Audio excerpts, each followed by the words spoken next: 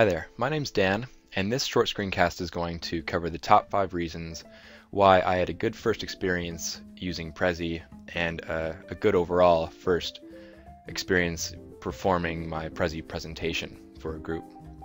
A friend of mine first introduced me to Prezi, and I also noticed that it's won some major marketing awards in Europe. It's also seen some adoption by Wired magazine and also TED Talks. So I thought it's probably worth giving this new service a try. Instead of running my first trial in any kind of a business meeting, I thought I'd build my first one for a class presentation. So this presentation is for a intro to jazz class at university, and it covers some of the what I think are some of the greatest jazz bassists and their influence over the ages. But this is more about the Prezi presentation, less so about the content itself. So the top 5 reasons why I had a good first Prezi experience. I'll just click on my presentation here, click open. So it first opens to the canvas, and if you'd like to learn more about building the presentation, you can just go to prezi.com/learn. When the presentation opens, it's going to take you to your overall canvas picture here. And the first reason why I like using Prezi is because it really helps guide you in the construction of your presentation and putting the content together. I find a lot of people struggle with giving good flow and a good storyboard to their presentation, and this typically happens when you're using the Microsoft PowerPoint format, where really all you have to run on is slide titles and bullet points within slides, not to mention the people that typically include several paragraphs within a single slide. So by starting with some kind of overall guiding concept or guiding idea on the canvas, it really helps focus where your content's going to be placed and how you're going to execute the presentation. So for my presentation, I decided to use a jazz bass guitar as the overall image here, as you can see on the screen. And along the fretboard, I ran a timeline for the years when significant events happened in each of these bassists' lives. So to begin the presentation, I just clicked on Show. And well, I should say when I arrived to the presentation, I just went up to the front of the class, or to the front of the audience, and used the arrow keys on the keyboard. Just using the right arrow key, I could begin zooming in. So I'm going to say now, reason number 2 is that the presentation runs on any computer that has a browser and has Adobe Flash, and that's most computers these days that you'll have access to in your presentation venue is going to have a browser installed and likely have access to the internet as well. As long as you have those two elements, fingers crossed, you're going to have a fairly successful presentation as far as the technology cooperating for you. In my situation, it worked great because you don't have to worry about the version of PowerPoint that they're running or any of those other typical technical hiccups that you come across. So again, by pressing the right arrow button, we zoom right into the first piece of content, to Oscar Pettiford. And again, right mouse button, and we're now zooming and traveling around the fretboard, forward in time. So it's a very logical way, has good flow to the presentation.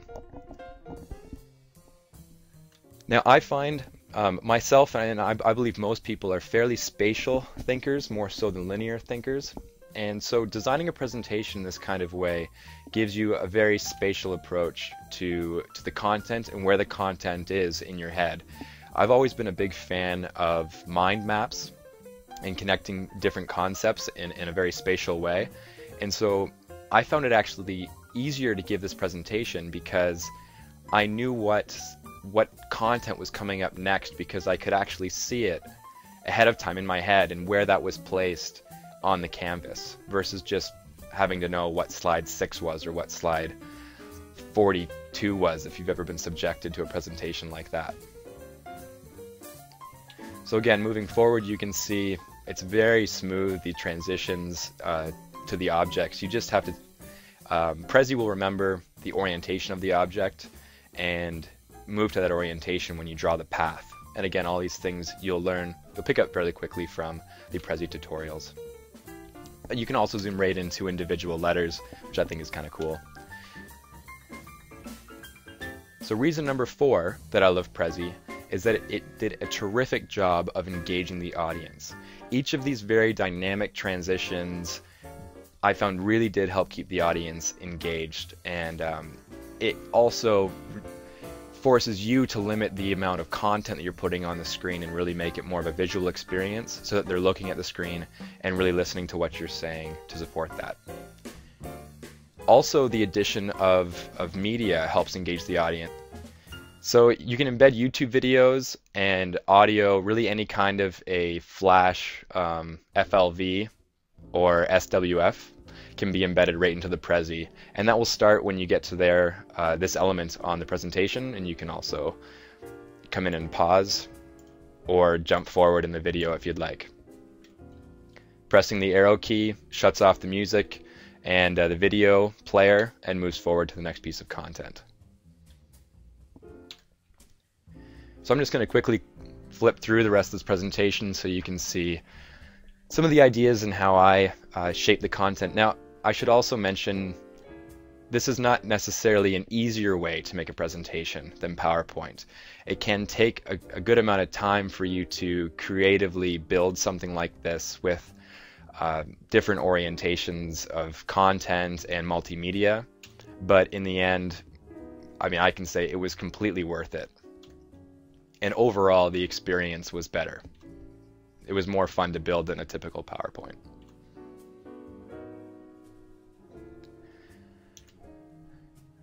So this brings us to reason number 5.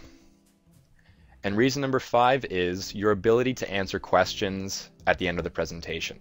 Once you get to your final slide, or you can zoom back out to look at the overall picture again, you can use the mouse wheel to zoom in and out of the content, and you can accept questions from the audience at this point. So when you're running a PowerPoint and you get a question from the audience and you're fumbling for words, you're typically furiously flipping through the slides trying to figure out what that content was in your deck. Whereas with Prezi, you can zoom in using your mouse wheel or by clicking on these zoom in and out buttons, and you're likely pretty intimate with your canvas at this point, and you know where the content is. So if someone asks me about the We Get Requests Oscar Peterson Trio album, I know that this is right in this area of my presentation and how it's related in the timeline, right in the center of the timeline here.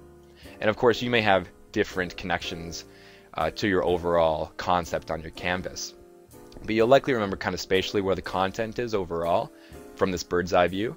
I can simply click on that piece of content. Sorry, I need to hop back into the show setting here. Click on that piece of content, and it's going to spin and take me right into that content. So I can begin speaking to that, then scroll the wheel back, zoom back out, and take the next question.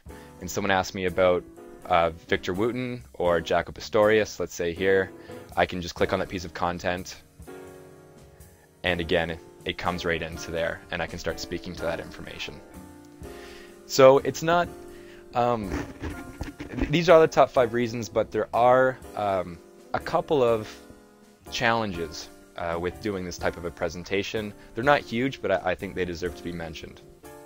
First of all, you can imagine a Prezi is a bit difficult to print, but these days, who really prints stuff anyway? If somebody wants to see your presentation, you can send them the link, you can embed it into your website. In my opinion, there's lots of other great options besides printing it out on paper. Number 2 is the free version is branded with the Prezi logo. That's not a really big deal.